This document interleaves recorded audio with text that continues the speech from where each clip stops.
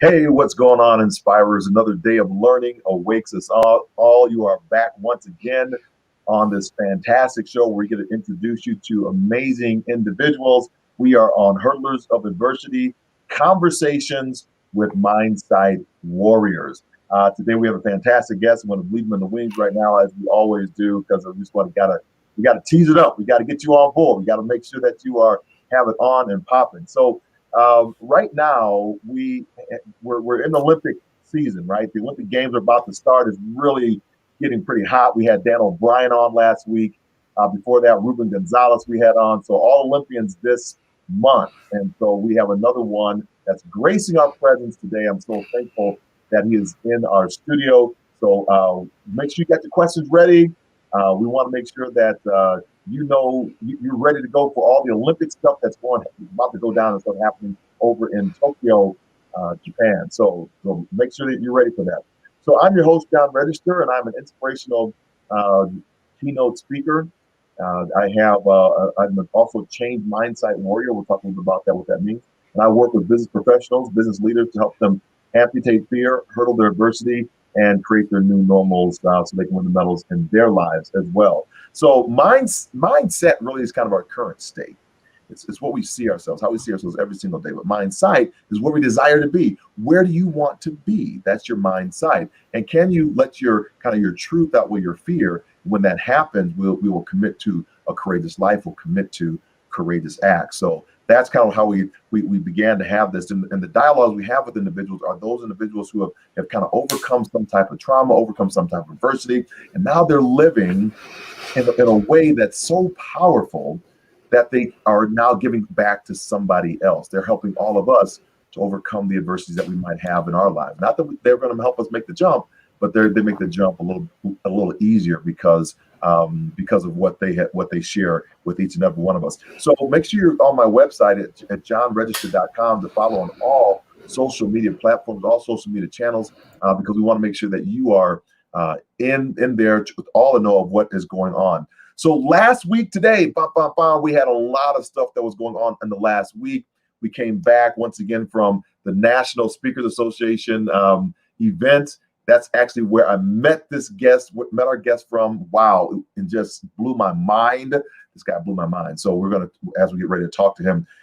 So I just finished up a program with the special districts yesterday.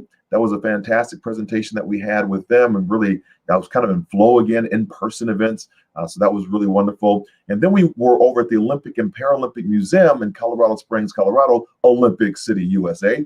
And with Samantha Brown, if you know her show on PBS, her show is Samantha Brown's Places to Love. So she loved up on some Colorado Springs, and I was one of the ones that got a chance to walk her through the Olympic and Paralympic Museum. That show, I think, is going to come out. We'll let you know. I believe it'll be next year, January, February of 2022. We'll let you know what's going on with that, because it was really a fantastic show. We had a great time shooting it. I had a wonderful time, and just, we're just playing around with all the stuff that was inside of the Olympic and Paralympic Museum.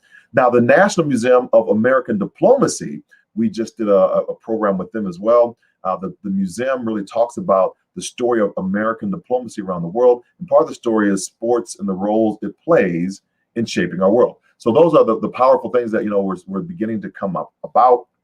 And of what we did this past week, a lot of stuff is coming up even next week. So we'll let you know all those things that are happening. I have a new radio show on KPPF radio, so we'll put that out. It's on a podcast as well. It's kind of local to the local market here in Colorado Springs. But if you want to check it out on how we're doing that show and pouring into our own communities, I think that's really important, that we are pouring into the communities in which we live. And so I know we do as speakers, we go out all over the world, but at the same time, you got to pour into the communities that we work and live in. So the podcast team is making all these things accessible right now onto the website, and I'll let you know when that's going to be on and happening. We have 10 power stories to impact any leader. Journey your way to leadership success. That is out on paperback, just coming out, I think, next week. So I'm really excited about that one as well. And all shows are existing in their entirety on YouTube and on LinkedIn. and in the Facebook group. So make sure you go to amputatefear.com. We got one person that just came in. I know that I never know who's on at what given points of time on Facebook, or where you scoping in from, where you coming in from. I got to see it. So we got positives. Yes, we got the thumbs up. All that stuff is going on. Yes. So I want to just jump over the hero story, because most of you probably know who I am by this point. But I did have an injury that resulted in the amputation of my left leg when I was training for the Olympic Games and going to officer candidate school. I used the normal mindset to go ahead and win the Paralympic silver medal in Sydney, Australia, and set the American record in the process, and then built out some military sport programs, which uses sports as a tool for the rehabilitation of service members. So that's kind of my whole background story. I want to get to our guest, because our guest they always do something very similar, in my opinion. So put in where you are from right now as we get ready to do the propers for our guest that we have on today. So thank you, Lynn Keir, for being on. Diane Parker, Patrice Ravenscroft, Richard Biddles, all of y'all are just fantastic. So I appreciate each and every one of you. So let's jump in. Our guest today, wow, how do I do proper on this guy? I have much respect for him. I met him at the National Speakers Association, as I said, about a week ago.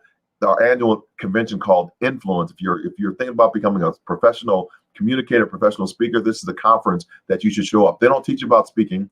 They teach you how to run a speaking business, how to actually run your business as a business, not just kind of pie in the sky, not just kind of inspirational, motivational stories. How do you actually put a business together? So make sure if you're in that market to do and become a professional speaker, make sure that you are going and attending that conference. So he competed in the 2004 Olympics representing the U.S. Virgin Islands. He was the U.S. Virgin Olympic team head coach in 2016. That was in Rio de Janeiro. And then Ivy League Coach of the Year in 2016, two-time Northeast Region Coach of the Year. His team holds the all-time points total record for the outdoor Ivy League track and field championships at 211 points. I mean, the team put it down for 211 points. Head coach of men's track and field at Cornell University and coach of the fastest man in history of Spain. So please welcome the one, the only, Adrian Durant. Crowd goes wild. Thank you, brother, for being on. I should have said, like, in lane number one. Yeah. From the Virgin Islands. Oh, man.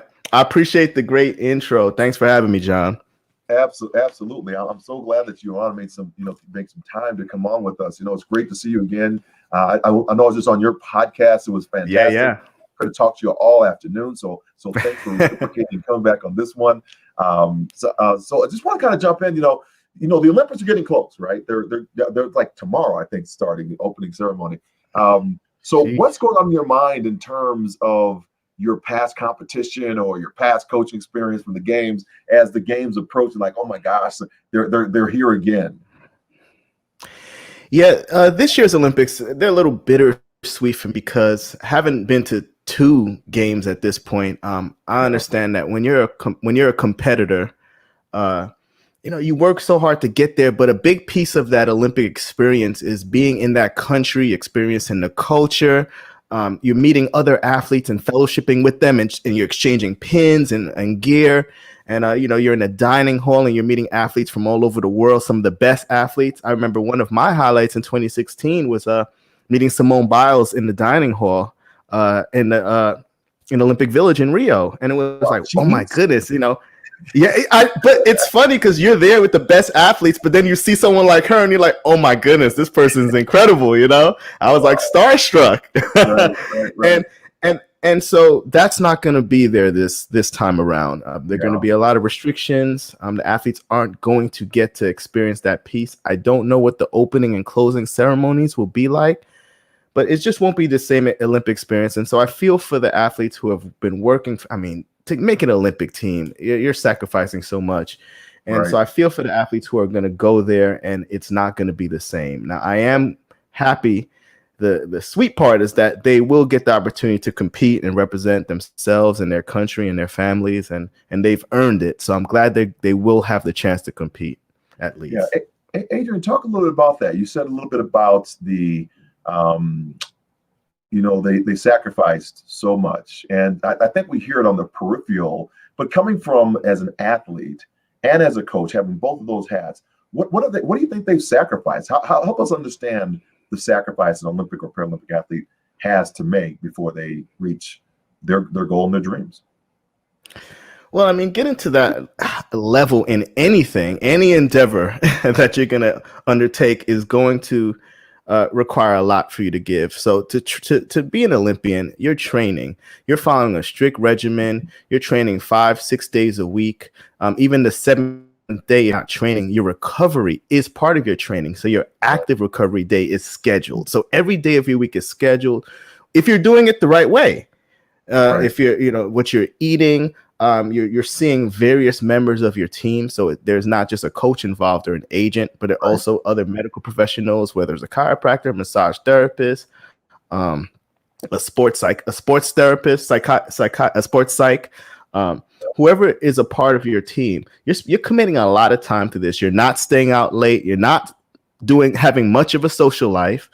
And this is a point in your life where you would want to have a social life. You're in your, most of these folks are at the end of their college years, going into their young adult years, and they're not able to do that, go out and have fun and do things that everyone else is doing because they're on a regimen and they're doing this for 4 years at the hope that they'll make this team.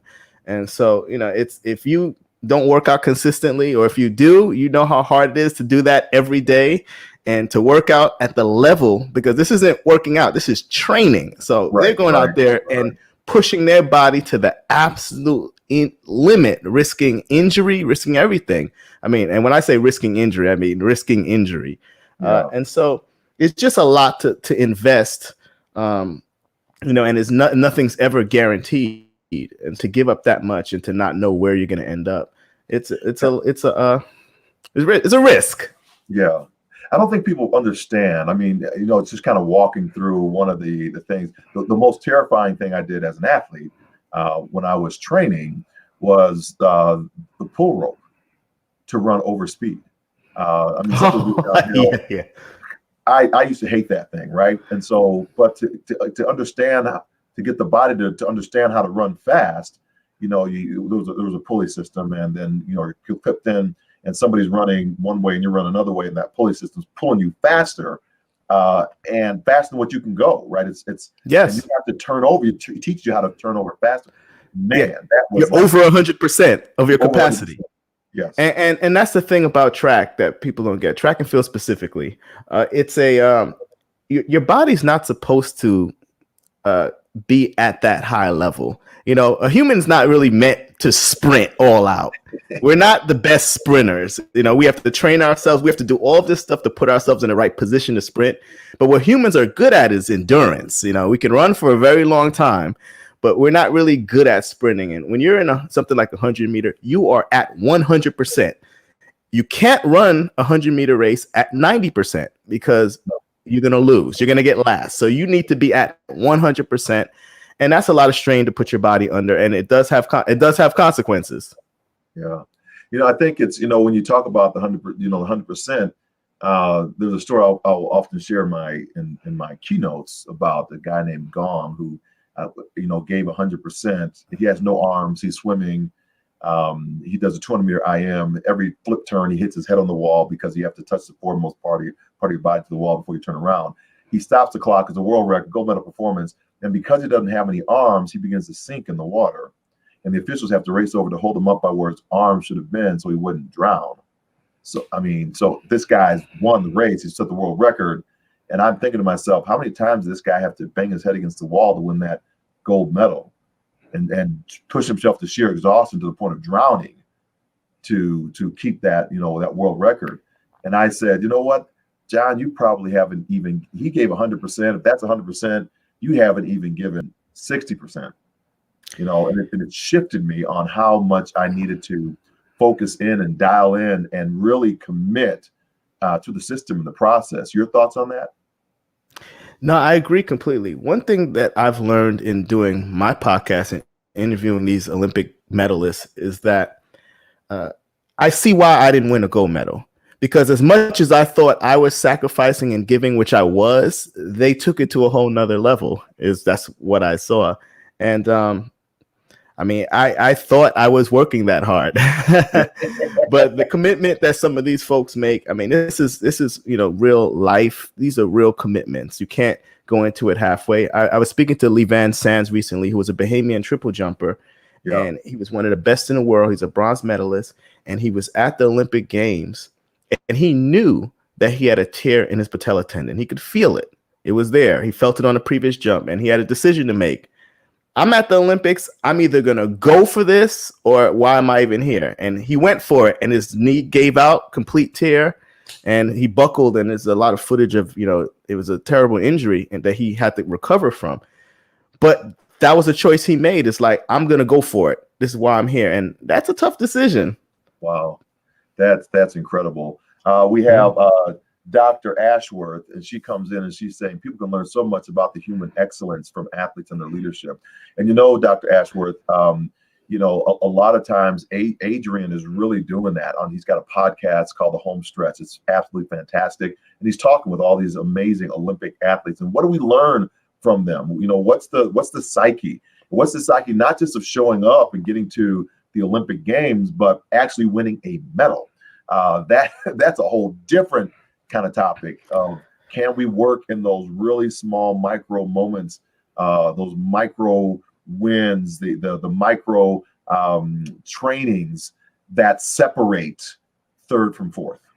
It's a different mindset, right? It's just I was Adrian. I was having a conversation with some folks from former colleagues of mine who are in this area of sport at the highest level, and I couldn't believe what I was hearing coming out from some of their mouths in this big association that represents the entire United States, taking them to the games. And some of the people around the table were saying, well, I don't know if this athlete really has it anymore. And they're like the gold medalist. Man, I'm like, you never count out a gold medalist, man. You know, Never. This happens often. Levan said, I mean, this is the best guy coming out of Bahamas, period, right? And he's telling me there was somebody who was saying the same thing on his federation. I just interviewed Brittany Reese, who's, I mean, arguably the best long jumper ever. I mean, she's an 8-time world champion. And people are telling her she needs to throw up, you know, hang up her spikes. And she just won the USA Olympic trials again. So that person always exists. I don't know what their purpose is. I think that person's purpose is to motivate the people who are going to be exceptional. I haven't heard one story of a person who is successful who hasn't had a hater or somebody who's telling them it's over or they should give it up. And how many times are we going to see this play out in the real world? Trayvon Bromell is a top 100-meter runner right now. This guy's been out for 4 years, and folks are telling him, you're done, give up. Right. I don't see why even you invest your energy into telling anyone to give up. I don't see the purpose. Especially if you're not out there doing it. You know, you haven't even made it to a games yourself. Come on. So I think that's interesting. You know, we were talking a little bit about the transitions that athletes had to make, and you know, now we're in a 5th year, right? And so we've qualified in 5th year, and it's amazing to me. I was talking to Dan O'Brien last week about that because you know he's talking about maybe it's a year of recovery, and those that needed an extra year got that extra bump so they could train to that capacity. But I don't know. What are you thinking? Man, let me tell you about this 5th year. Track and field has been going crazy. I mean, I'm like, wow, the performances are amazing. So it's not this stuff, you know, I love talking about this stuff and seeing it because I'm pretty analytical and I'll just look at the patterns and I'm like, this is not just track. A lot of stuff I talk about when I talk about track, it's real life stuff too. So I'm like, this stuff is applicable. That's why I do the podcast, because I'm like, when I'm coaching, this stuff I'm telling this person can help a person who's applying for a job. It's the same thing. The folks, there are people who got into the pandemic and saw something and was like, okay, I see what this is. I'm gonna take advantage of this time that I have. And you know, whether it's they started a business, started a podcast, wrote a book, there are a lot of people who put that time to use and they were productive with it. And they're coming out of this pandemic. I want to say out like we're done, but they're coming through this having grown in some way. Sure. And I'm seeing a lot of athletes who took this extra year and it was like, okay, well, I have an extra year. I'm not competing. So what am I doing? I'm training. I'm really going to fine tune my craft and work on the small things. And these folks are coming out here, Grant Holloway and Ry Benjamin and Sidney McLaughlin and all these folks are running fast. God. Gabby Sidney Thomas, fast. My mouth dropped. Yeah, I was there.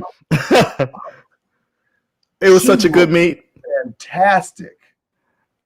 Man, it's unbelievable. I'm excited about all the women's sprints, the 200, the 100. Oh my gosh! I think it's a women's sweep in the U.S. sweep in the women's 400 hurdles. I mean, I just still got to show up and run, but holy cow. I would agree. Oh my gosh, the name just escaped me. She was a gold medalist in Rio. In which event? In the hurdles, 400 hurdles. We're talking about Delilah Muhammad. Delilah Muhammad. Yeah. So you know she's going back to work. She's a competitor. She's not just taking that L. She's not taking that L.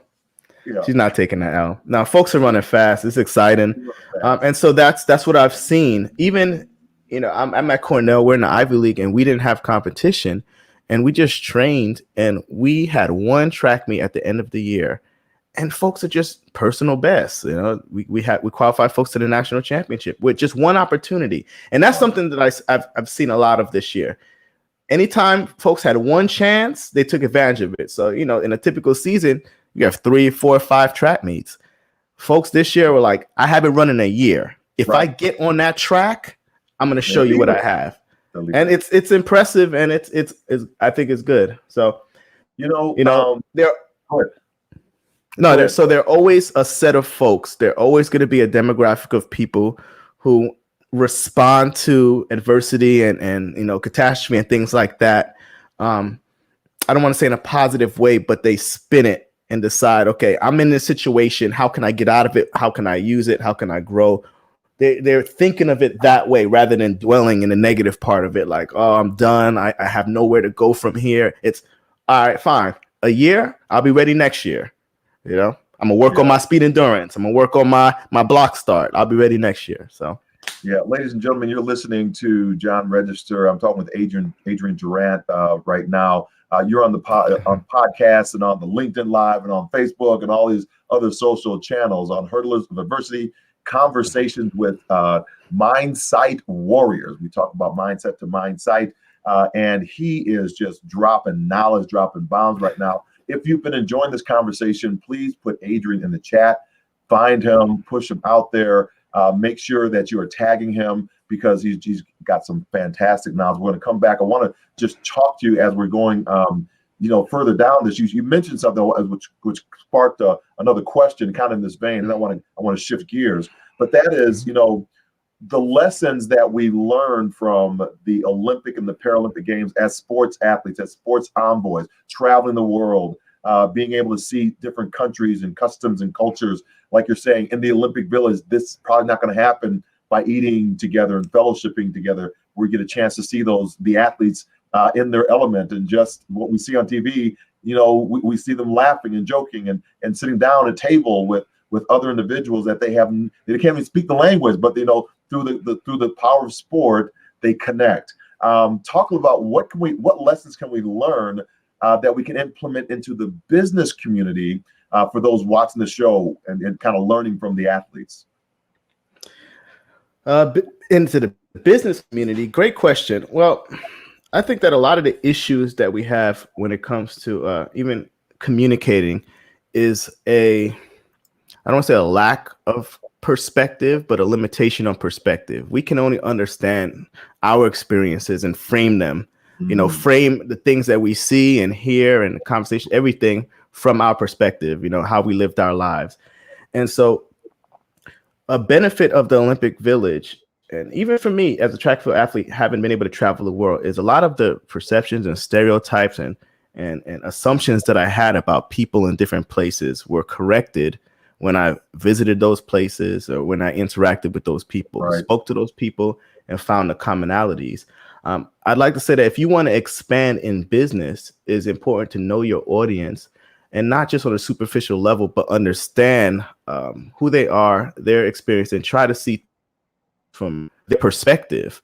That'll build a better relationship, period. So I would think that's applicable in business and work and just across the board. Yeah, I think we talk about that from that perspective, right? Because a lot of folks, I was talking to another individual just even earlier today, saying that most Americans don't own a passport, right? Over 6% don't own a passport. I think 40%, whatever the thing is like 40 or 6%. And that hurts, because where are you going to get your information then from? Because you don't get a chance to actually visit the culture. The TV, right? Absolutely. Takes, right. You know, I didn't win a Olympic medal. I'm not a medalist like yourself. So when I'm in Rio, after I'm done coaching, or if I'm an athlete after I'm done competing, that's my first time. Like, I'm in this country. I'm island boy from St. Croix, who's in a position now I can travel the world. And so when I'm there, I'm like, let me experience this food, this and that. And I'm at Rio and I'm looking at all of the news reports about the Rio Olympics, and they're all wrong. Right. They're all wrong. Right. They're all wrong. And so that is eye-opening when all of the violence and this and that. And I'm like, I'm here. And these people are some of the most welcoming. I was like, wow, this is a great experience with these folks. They were happy to have us there and they treated us well. And people showing you around and everything, whatever they could do to make you feel welcome in their country. And the news reports are just trashing them. So, that helps me understand, if your information is just from what you're seeing on the news, and you are receiving an extremely warped perspective. Yeah, I found the same thing when I was in Rio for the Paralympic Games. It was so inviting, so welcoming, so warm, so friendly. And I was like, what is happening back in any other country? And I have a whole story around that of an experience that actually happened to me in Rio, where I looked and juxtaposed it to the news media. And most of those reports, Adrian, were coming from people who never even stepped foot in Rio. They were just. It was unbelievable. It was crazy. Yeah. I mean, there were a couple issues, but all games have issues. The pool was green for a day. They figured it out. That's right. Yeah, so it was really interesting about that. So you're getting some love out here. I got to share the love with you. Thank you. Thank you. I think this is Dr. Ashworth again. I'm definitely listening to Adrian Durant's podcast. Such impressed. Yeah, he's a Cornell guy. The Cornell hired him. Yes, sir. Cornell head coach. Thank you very much. Coach, absolutely. So it's incredible. Yeah, I do have incredible guests. So thanks. And then she comes back again and says, what you're saying is so relevant for the Tokyo Olympics, and a lesson for organizations and teamwork, resilience, mindset to mindsight. Yep. Feeling motivated. So awesome for that. And then we have Jessica saying that we should get Akwasi on the show. So I think that's for both of us. We can get him on the show. Another Olympian. So because he's fantastic too. So, and then she also says, love hearing about the experience in Rio. Travel and experience is so crucial. Absolutely. 100%. So talk a little about that, your Ivy League experience now, where you're the head coach, you're the guy, right? You are over the whole, you're the Grand Poobah, man. Talk a little about that. Yes, it is different because, as you can imagine, I'm on the younger end of things when it comes to Division I head coaches. I became head coach at 30. And I'll be 37 this year. So It's been a journey. I've learned a lot. I think everybody says they want to be, the boss or in this position. And when you get in it, you're like, I'm the boss. You're like, wow. It opens your eyes. You're like, oh man, I have to deal with that. I have to deal with that too. It's like, oh man, this is a lot. But I love it. Cornell's a great place to work. We have a great team. Our staff is amazing. The kids that we get here, obviously, we have I don't want to say unique, because I always push against this narrative that athletes aren't smart or something along those lines. Because at Cornell, all I see are extremely intelligent people who are great athletes. I mean, we have a young man who just broke the American record in a hammer throw, Rudy Winkler. That's a Cornell alum. He still trains here at Cornell.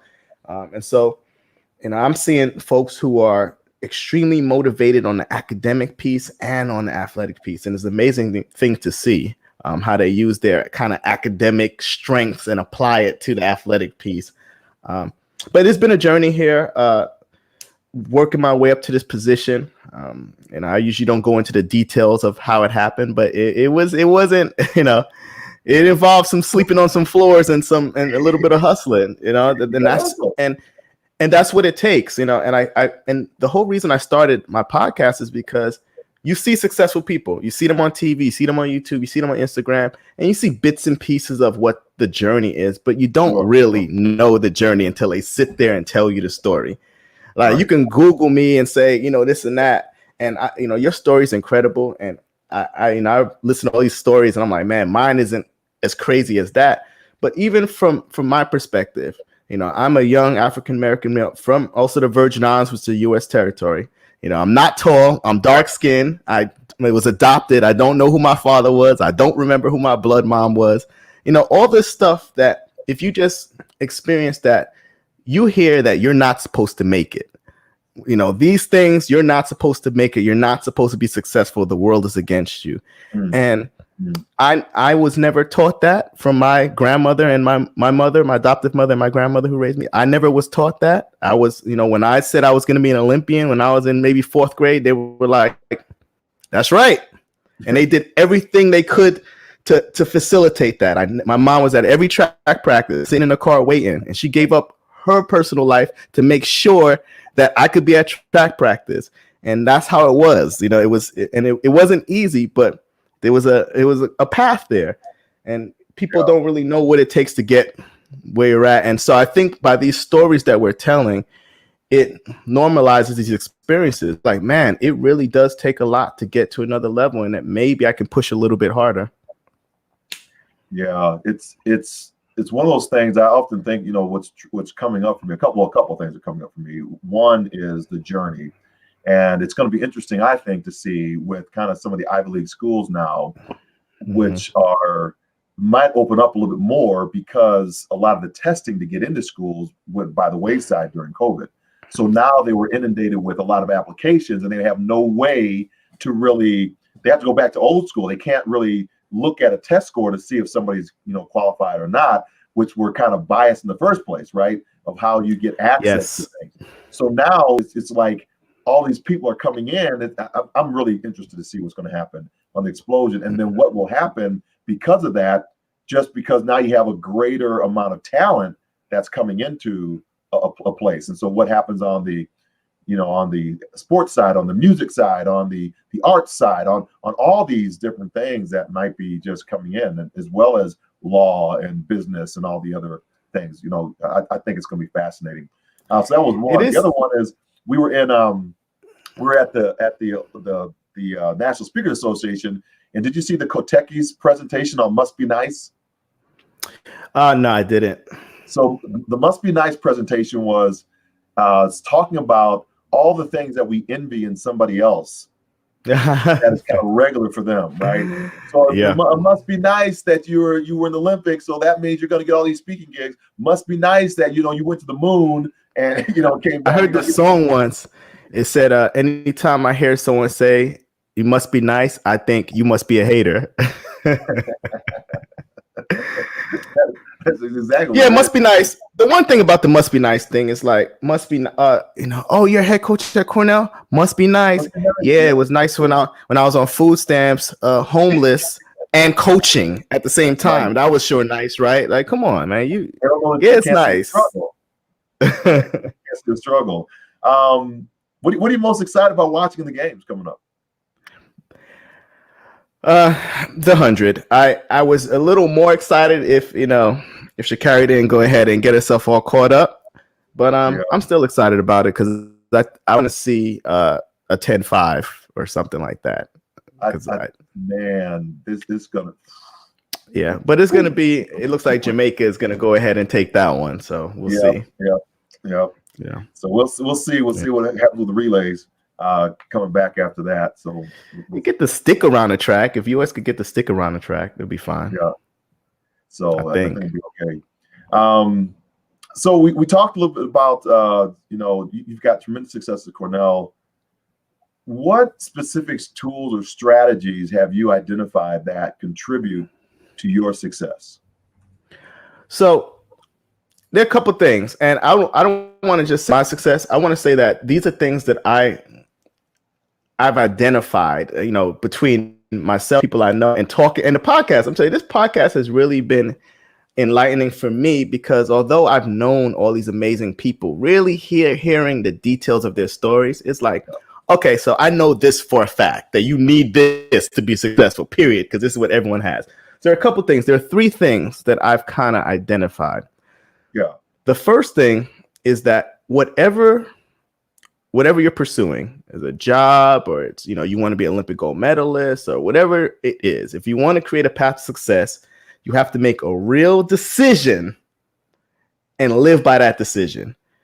And what I mean by that is, if I could name so many people, but it was like, even folks who are good already, let's say they were Olympic silver medalists, and Dwight Phillips, he kept getting second place. And he's like, and he wanted to give up. He was in a place where he was like, maybe I'll never get first. Maybe I'm just meant to always get second. And it was like, no, you know what? I'm getting that goal. Tanja Buford-Bailey, winning, already at a high level, but had to stop and say, you know what? I'm going to win. And so we can't get stuck going through the motions, right? It's like, okay, identify the thing that you really want, make a decision on getting it, and then the choices that you make every single day have to correlate with that decision. Okay, right. So bam, I want to be a chef. I don't only want to be a chef, I want to be America's top chef. I want to have my own restaurant on the Vegas Strip. This is what I want. Okay, I've decided that's what I'm gonna do. Now, if you make a real decision, from there on out, the things that I do should directly contribute to that, right? So I'm getting some cookbooks. I don't have an apron. I don't have a spatula. I don't have a hat. I don't have none of the things that I need. So I need to get those things. So that's what I've identified as one major thing. No matter what level of success you're already at, if you want to get to another level, get to another place, you have to make that decision. You can't just go through the motions. So that's the first thing. The second thing that I've identified is that if you pursue success, you're going to have to risk failure. Point blank, period. You're going to have to risk failure. If you pursue success, you're going to encounter failure. But failure is a risk worth taking, because wherever you end up is going to be further than where you started. And failure is just part of the process. Of course, failure has a negative connotation because it's failing. You weren't successful. You didn't do the thing that you said you were going to do. But it's interesting that in most different aspects of our lives, failure leads to growth. It leads to development, depending on how you respond to the situation. If I'm lifting weights and I lift until muscle failure to where I cannot do another rep, I'm done. That's a good thing, because after I rest for a day or two and I come back, I'm going to get that next rep in. My body has come back stronger than it was the other day, if I got rest and took my protein and put the things in that I needed to. So I had that experience, and then you grow from it. And so that's another major thing that I've identified. You're going to risk failure, but it's worth it, worth the risk. And the last thing that I've identified, and there's a lot more, but these are kind of the main things, that whatever status or position or success that you're seeking, be sure you're qualified. And I think that's one we skip often. I don't want to get that. I don't need that certification. I don't need this. I don't need to do that. I don't have to read that book. I don't have to go to this convention. You met me at the national speakers. You met me at the influence event. Someone told me you need to go to that. I bought the ticket and went. Was it convenient? No. It was a little too expensive for my liking too. But someone said, this is what you need to do to get what you want to get. Yeah. And so I look at the people who are doing the thing that I say I want to do. And what are they doing? Oh, they're all at that event. Oh, okay. Oh, they all have this certification. Okay. Oh, they all have this degree. You're not going to be able to tell me that I can't get something because I'm unqualified. So get the qualifications of your would-be peers. Find out what those who are in the position that you want, what they have and make sure you have it and some. So I'm not going to say it's all men, this and that. No, be qualified. Be qualified for what you're trying to do. I love what you said there in the qualification, because when you got there, other stuff started opening up for you. I mean, I had like 3 or 4 people tell me, "Man, you got to meet Adrian. You got to meet." Yeah, exactly. I'm like, somebody called me from Australia, right? She's like, yeah, it's crazy. Hey, John, you didn't meet Adrian, mate. You know, like, yeah, but that's how it goes. Yeah, right. You got to show up. You have to show up and put in the work. Yes, invest in yourself and acquire the skills, and you'll always be in demand. Says Jessica Jacob Travis. She is fantastic. She lives up the street, and so I'm so thankful that she's on right now as well. Yeah, I love it. So when you talk about the struggle and the press, and I'm living in my car and all these things that are coming up, how do you manage through the tough situations?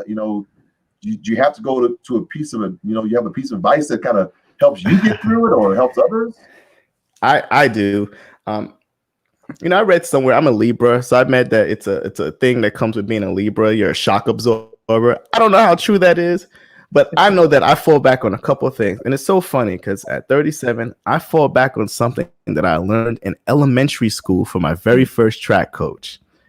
It's crazy how sometimes you think back and these things such an impact in your life.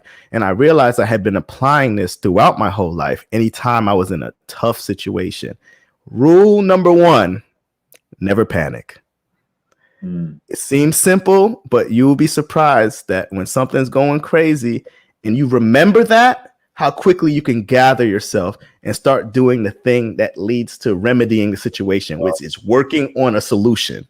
I don't waste time distressing. I don't. I'm like, okay, here I am. What am I going to do? I don't waste any time. So never panic. Rule number 2, do what you did in practice. That was rule number 2. It was always do what you did in practice, meaning you have prepared. You are prepared. You're prepared for this circumstance. You've rehearsed. You're prepared for this situation. And so go back to your training. Yep. Fall back on what you've learned. And rule number 3, refer back to rule number 1. And I learned that in maybe second grade. And I can't even, doesn't matter the situation. I'm in some foreign country somewhere, I don't have a room to stay in. Meet director forgot who I was. I have nowhere to go. It doesn't matter. It doesn't matter what the situation is. I'm in some, and I mean some rough situations. If you're a traveler and you're from the Caribbean, I've been in some interesting situations, and it doesn't matter how bad it is. I can always fall back on that, and it's been effective. So I'm trying to push it up. It sounds simple, like never panic. Do what you did in practice. Yes. And then don't panic. Yes.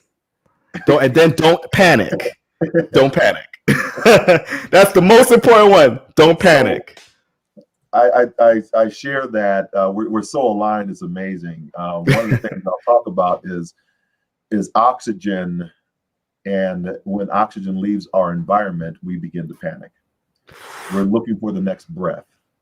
And because oxygen is leaving our brain doesn't process the same way when we're panicked, because we don't think rationally anymore, because oxygen is gone, it's waned from the brain. And so what were I asked the audience, what were some of the things that we did that signified to everybody that we lost oxygen out of our environment? We bought toilet paper. And not only did we buy toilet paper during COVID, we started fighting over toilet paper or hand sanitizers or hoarding canned goods or meats or something. Couldn't keep stuff on the shelves because people lost their oxygen out of their environment and they panicked. So rule number 1 is don't panic. Yeah, I didn't do any of that. I was like, okay, I'm gonna just watch all of you act crazy. It was fun because look. Here's the thing. I'm from St. Croix, so I've been through hurricanes. Category 5. I've been through Hurricane Hugo. I've been without power for months, bathing in a bucket. That's just so. When folks are out there buying toilet paper, I'm like, man, come on. This is what you're concerned about. I'm not. I think I'll be okay. It was crazy. I had friends, not on the islands, but actually over in Uganda, asking, saying, it was tongue in cheek, but they were really being serious. Does America need aid right now? I was like, wow. It's just strange, man. I have no clue. It's just, yeah, no comment. I never seen anything like that. It's just this like herd mentality. Yeah, like why toilet paper, right? Like it could have been anything. Water, sure, water, but toilet paper? Nah, man. If it's the end of the world, that's the last thing you're worried about. Get some water. You don't make a rational decision when you're panicked. Yeah, you got a house full of toilet paper and no canned food and no water, no batteries, no flashlights, no candles. But that's you fall back on lived experience, right? You fall back and if you haven't been through it, maybe toilet paper makes sense to you. Maybe that's another piece. Go get some experiences. Go get some experience. Go accumulate experiences in this life. You only have one of them. And it don't make sense to be one of those people who goes crazy over toilet paper. So go out in the real world and then come back and see how good you have it, because you have it good in this. I mean, look, yes, people, there's always going to be racist people. I can't do anything about them. There's always going to be some people who are hateful. They choose to live their life that way. I can't do anything about them. I choose not to live my life that way. I choose not to give them any thought, or if they are in my way, I haven't noticed, because I'm sticking to my rules and I'm getting to where I need to go. Yeah. And so I try not to. So I don't really have much stress or negativity that I take in. I try to keep it. But you also got island time. So, yes, it's partly cultural.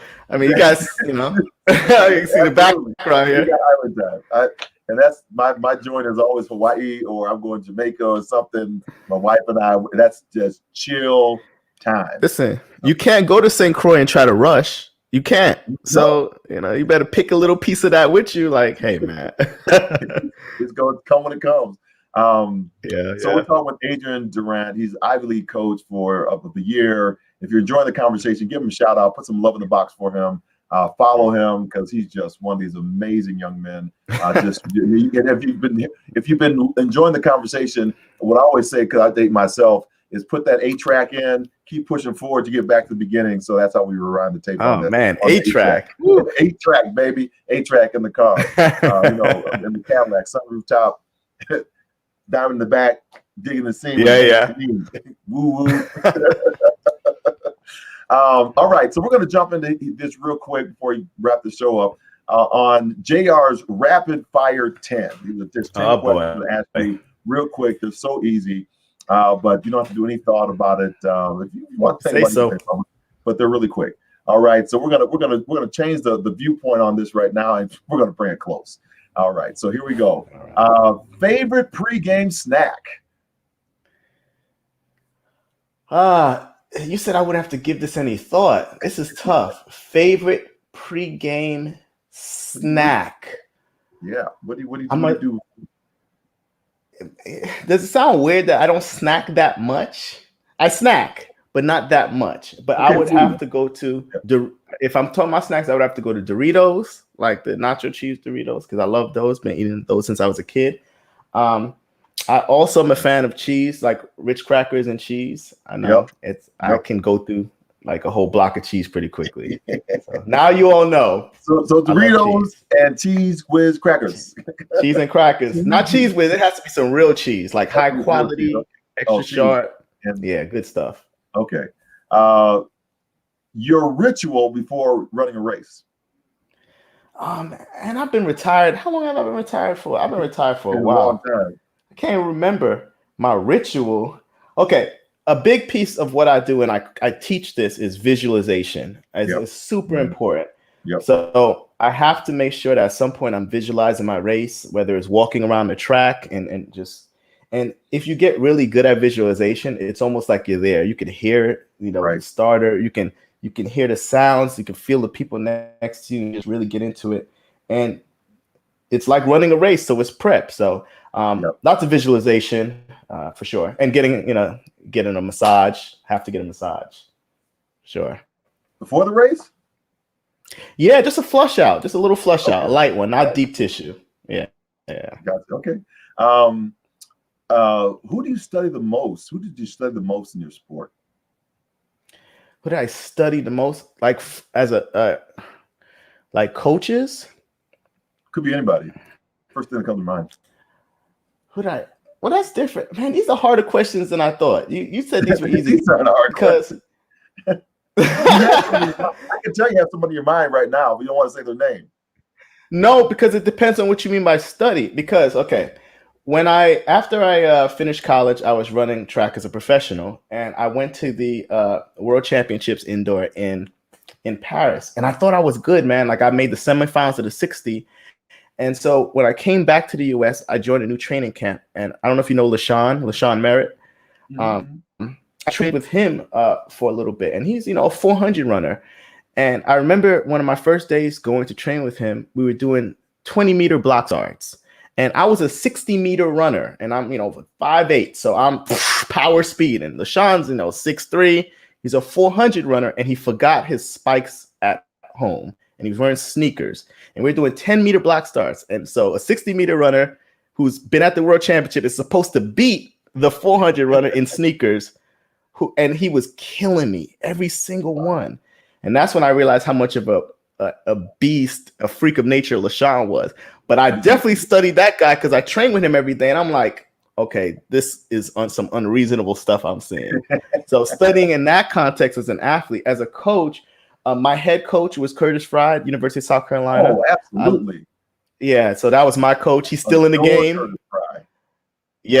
Yeah. So I learned a lot from him. Exactly. Yeah, I learned a lot from him. I've coached the fastest and the third fastest male hurdlers in Ivy League history. So picked up a little bit of something from Coach Fry. We need to talk because I got some hurdlers. I got to go back and Anyway, these supposed to be fast. we going down the rabbit hole now. I know. Yeah. So who do you never take for granted? Who do I never take for granted? My mother.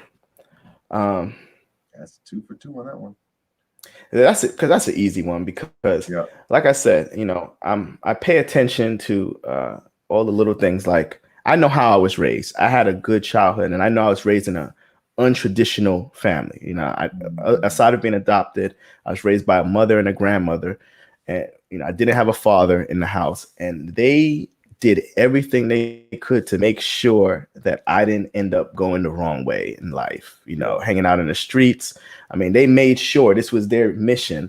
And I know that my mom sacrificed a social life and everything else. She never brought men by the house. She never was out and about in the street. She was always there, always at practice. She didn't even leave practice. She stayed at practice until I was done.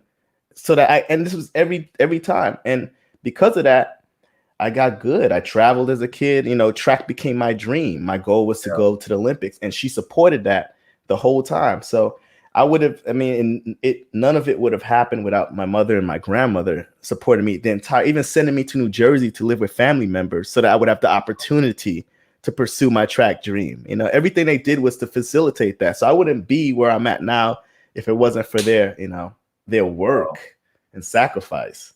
Because a lot of people aren't willing to do that for their kids, unfortunately. That's 100 for sure. All right, number 5. Yeah. Beach or mountains? Beach. Come on. Asking, you may want to come up. That's easy. My options were, if things ever got too bad and too hard, and I couldn't manage, and the bills are too high, and I'm stressed, and I'm gonna go live on a beach. I'll be back in the Virgin Islands. For sure. All right, Bugs Bunny or Roadrunner? I like Bugs Bunny, man. He has a good personality. He's kind of funny. He's cool. He's slick. The Roadrunner, I think the Roadrunner just gets lucky, man. I don't really like the road. Like Wile E. Coyote is trying out there, and Roadrunner is just lucky. He's hard. He's getting beat up. I don't like Mary Sue's. It just comes too easy for the Roadrunner. It doesn't even have to prepare or do anything. Everything just goes wrong. So I prefer Bugs Bunny. You don't have to do nothing. He just relies on natural talent. He's unrealistic. It's unrealistic. Okay, how do you explain what you do to an 8-year-old? I mean, the first thing that came to mind was I make people fast. Yeah, there you go. I make people fast. That's what your 80-year-old self tells yourself right now. 80-year-old self, probably it's hard to say because that would be highly dependent on what my next 50 years are like, my next 43 years are like. So I don't know what happens in 43 years, but I'd like to think with how I am, I would tell myself to not worry about, like, enjoy the journey, because I think for any of us, that's what we all need to do. We get so hyper focused on the destination all the time, and the journey is what you remember. Is only so often we get wins, like life is hard. You'll get some wins, you'll lose more than you win, and the wins that you get will count. But the whole journey that you go through, I mean, that's when you grow. That's when you have the highs and lows, and you make the connections with people, and it's just all of that stuff that's a part of it. I think we have to sometimes be in the moment a little more and take it all in. Like when you're driving, it's a beautiful sunset, and we kind of just fly by it because we're stuck, instead of stopping to be like, it could be snowing today. It could be just a terrible day, and it's a beautiful day. So when we get those, we should enjoy it. And so I probably would tell myself to enjoy the journey, because that's the highlight of it. Or fly at 30,000 feet, and there's always sunshine up there. Yeah. All right. Who do you know that I should have next on this show? Oh man, wow, Jamie Nieto for sure. All right. Yeah, I don't know if you know his story, but amazing story. I don't even want to spoil it, but for sure. Yeah, let's try to make that one happen. That'd be great. For sure. I can connect you with him for sure. He's a good one. All right. Okay, we're out. So you got some. So for me, you can grill me a little bit if you want to. I just had you on the pod. I know your whole story now. I just had it on the podcast the other day. But no, since you gave tough questions, let me see if I could get one for you. Okay. Well, you used to do the high hurdles as well too. Yep. Mm-hmm. So, but you went all. I was going to ask you which one you prefer, or which one are you more excited about at the Olympics. But I have a feeling you're going to say 4 hurdles. So I can't even. I'm most excited about women. What's that? That's the race I'm dialed in on right now. Which one? 400-meter hurdle for the women. Yeah. See, I know. That's why I was like, let me ask that question. Okay. The Olympic experience. Because you've been to the Olympics as well. So how do you feel about, because we spoke briefly, or I mentioned briefly how I thought about the experience to be changed this year. I want to talk a little bit more about that, the Olympic experience this year, what the athletes are going to have to do with the restrictions, how you think that will impact. Do you think that'll have a negative impact on the performances out there? I don't think it'll have a negative impact. I think from what I've seen over the course of the preparation and how athletes have adapted, I'll put it in a different context. As a speaker coach, and I took Olympic and Paralympic athletes as far as I thought I could take them in speaking. So I brought in another person that I thought could actually elevate them, and this person was just fantastic. She did a great job. But one of the things that was happening with this organization, there were three of them that were teaching. What they didn't understand at first, we had to make some adjustments because the athlete was like, hey, I got this. Let's go. And so I was telling her and the crew, athletes take feedback extremely well. They adapt very quick because they don't have time to waste on the nonsense, right? Tell them what to do. Let's test the model. Let's fail quick so I can get ahead. And that's the mentality, right? So there's one gentleman that was coaching with them. He was trying to train them, or all of them were trying to train like corporate trainers. Like it was long, it was slow, it was kind of, they were like, oh my gosh, just give it to me. But one guy, the two ladies got it, right? They flew through it, and they got the feedback real quick. And this one lady I brought him was one of them. The guy, he kept on doing the old program. So he got bad reviews because like I just need to get back fast. So I think that's what happens, like you were saying so eloquently earlier, Adrian, and that is athletes adapt quick. They had an extra year. They began to dial in. They saw what the opportunities were despite the obstacle. And I think that's what they'll see over there. They already know the situation. So now they're just managing the ripples of disturbance that could come in. And so they're dialing their focus. I think we're going to see some amazing performances in Tokyo. I agree. You know what I want to ask you about the Paralympic movement? Yeah. Because I haven't been to the. I heard great things about Rio. I heard it was a good experience and it went very well. But I haven't been involved on that side. What would you say are the main differences between how the Olympics are handled how the Olympics are handled versus the Paralympics? And do you think enough attention or coverage is committed to the Paralympics? Yeah, that's a great question. So I'll do it from multiple standpoints. Number one, there is no difference as far as the training is actually concerned, right? Because the mental state of there was no difference. Yeah, I wouldn't think there would be a training difference. Yeah, there's not a training difference. It's I wouldn't think so. The preparation is interesting because what happens is the Olympics actually can become better because the Paralympics are part of the bid process. So now the stadiums are all accessible. They're built beyond ADA requirements. And my grandfather, my grandmother, people that have disabilities can now get into the stadium, have access on bus transportation, on train transportation. People can come in the airports and find their way when that didn't exist before. So now the Olympic experience becomes better, and now you can make more revenue because they have discretionary income to spend.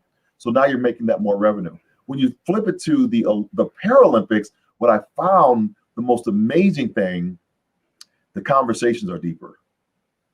It's really back to that kind of grassroots of I can have a conversation with this individual because my mother, my brother, my uncle, my cousin, they may be a person with a disability of an amputation or blindness or paralysis, and I get the chance to actually ask questions from the athletes to see how I can enhance my life instead of just saying, okay, you won 22 gold medals.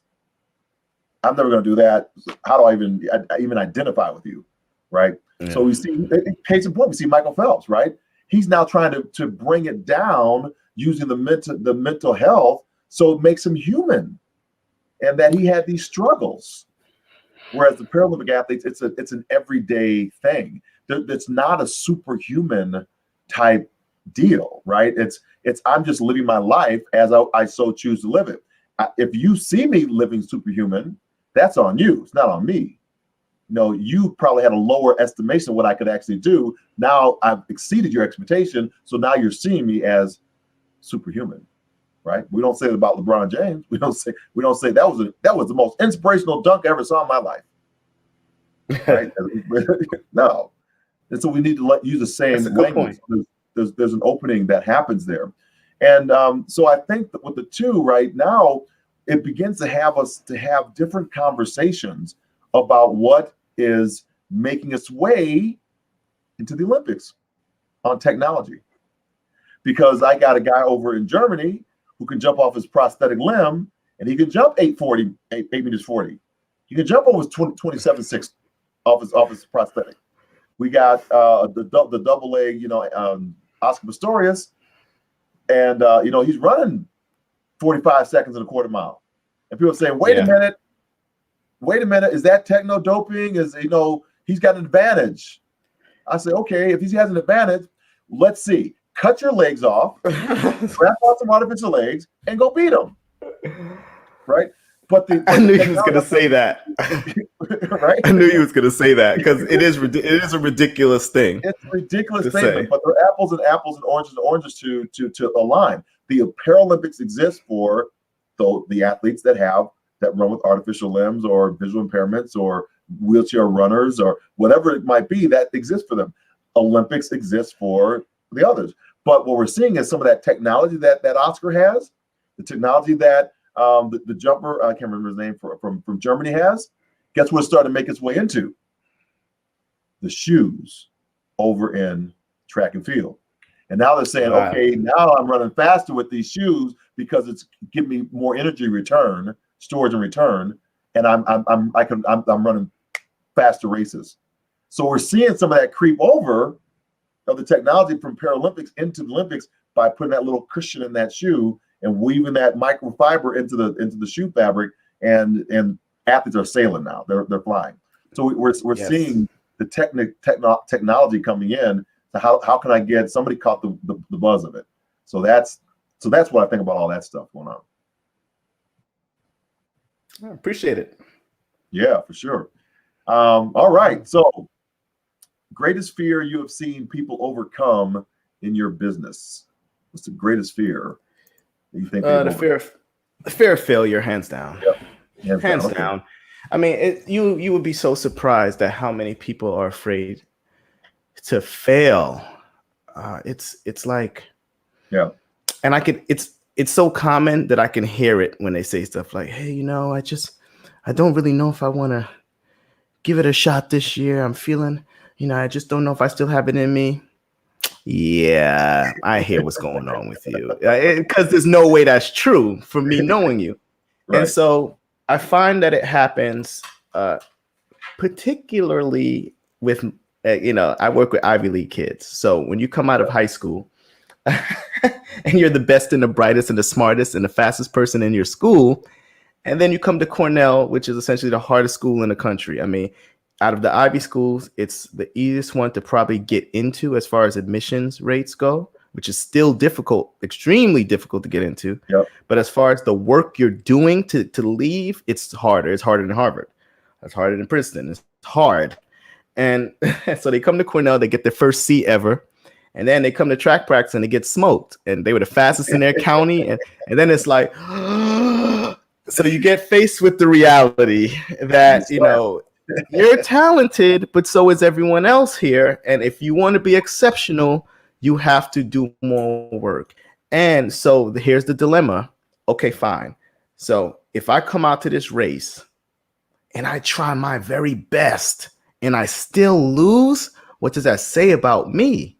Mm-hmm. Who am I? I'm nothing. I'm a failure. Yeah. And so to prevent that loss, I'm going to sabotage myself. I have a stomach ache today. I just ate, a big ice cream shake before my race. I didn't sleep last night. Or you start doing these little things to make sure that if you don't perform well, you have an excuse. Instead of actually just putting in the work, leaving it on the track and being satisfied with what you put out there, knowing that that's what you deserved. So I see the fear of failure often. It's a real thing. And it's like, if you're afraid to fail, you're never going to try your best. So we got to get past that. Try your best and fail, and then try again. But not trying because you don't want to fail, you're going to lose every single time. Yeah. That was interesting. When I came back from Desert Shield, Desert Storm, I couldn't run the highs anymore. I think we talked about this on your show. I couldn't run them. Not well. I went from mid 13.5s. 13.5 to 14s, yeah. 14, yeah. And so my coach then tells me, we're going to switch to the 400-meter hurdles. So I laid down a pretty fast indoor quarter mile, and it was the one thing that saw the race. The reason I'm so interested in the 400-meter hurdles is because the first race I ran was like about 53 seconds, and Sydney McLaughlin destroyed me in the 400 hurdles. Right, just destroyed my time. So that's why I'm like, holy cow, lady. Your North Star guiding principle. What do you think? Well, but first, I'm gonna say one thing though. But it's liberating with you switching to the 4 hurdles because it wasn't at the time your event, so you can just run it. And if you run slowly, it's not gonna break you up as much as running 14.8. And so a lot of times, in track, that's one way to push against that fear of failure. Let's say you have a person who's a sprinter, put them in an off event. If they're a 100 runner, put them in some 2s, to put them in 4s. Let them run another race. Let them get better at that race. And then when the time is right, put them in the race that they want to run it. And if they've experienced any type of success in that other race, they'll be more confident now. And I see improvements. So you can work around that. So what was this question? So the last one is your North Star, your guiding star, your guiding principle that you have. Guiding principle. I don't know if that falls in line with my philosophy, which would still be essentially those 3 rules. Yeah, right. Probably. But I think that if I thought about my North Star, I would say do things so that you can look yourself in the mirror and be proud of what you see. Like, I can't, whether I win or lose, I know that I'm out here trying my best, and I'm trying to do more positive than negative. Whatever religious background you are, we can all have religious debates, but I think at the end of the day, if we're trying to do more good than bad, if we're trying to be more positive than negative, if we're trying to leave the world a better place than we came in, then to me, that's kind of mission accomplished. So as I go about day in and day out, I try to make sure I'm on that scale of positive to negative. I'm always leaning on the positive end. That's just something I try to do every day, That is fantastic.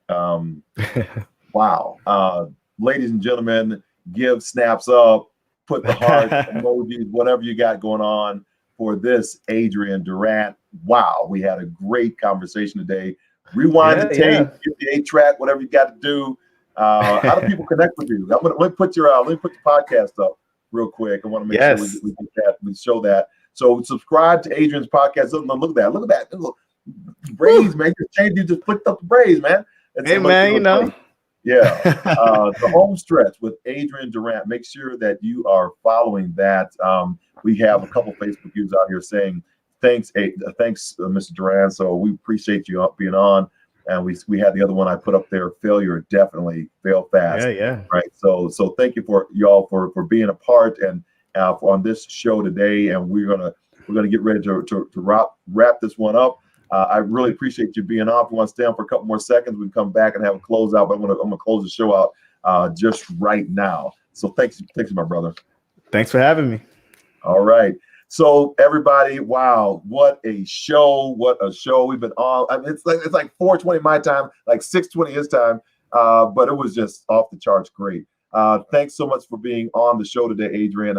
All right, it does. That does it for this week's Hurdles of Adversity conversation with Mindset to Mindsight Warriors. I'm on KPPF Tactical Advantage on a radio show. It comes on every Saturday morning. We're streaming it live on the Podbean. So if you find the Tactical Advantage on the Podbean, you'll get a chance to hear the shows. They're local, but we have fun with them. Then I have the book 10 Power Stories to Impacting the Leader. Journal your way to leadership success, because I don't want to be the one that comes in the room when you're in times of crisis. I want you to have your own voice. So journal some stories that you learn from my stories in order to do that. Jessica says that was awesome show. Absolutely was awesome, Jessica. Thank you so much for doing that. Hey, I like your Facebook picture with the new hair. That's awesome. That's looking good. And then join the Facebook group, facebook.com/groups and then /amputate fear. That's our Facebook group. Anais then said this. And the day came when the risk to remain tight in a bud was more painful than the risk it took to blossom. So make sure that you are taking the risk, push out there like Adrian was talking about. So next week, guess, I'm not sure yet. We're gonna figure that one out. I think I know it's going to be, but she hasn't said yes yet. So we're going to see if she will say yes to us. Remember, you're the inspirations. You're the catalyst to motivation. Motivation in turn causes actions. Actions lead us to transformation results. Those results, they re-inspire us or allow someone else that's watching the process to catch the vision. Go forth and inspire your world, because go is your command. Forth is your direction. Inspire is your vocation. Because this is only personal to you. Only you can do this work. World, it's your sphere of influence. Go forth, inspire your world. My name is John Register. We'll talk to you next week on this show, Hurdlers of Adversity, conversation with inspirers and maximizers of pivotal moments. Bye for now.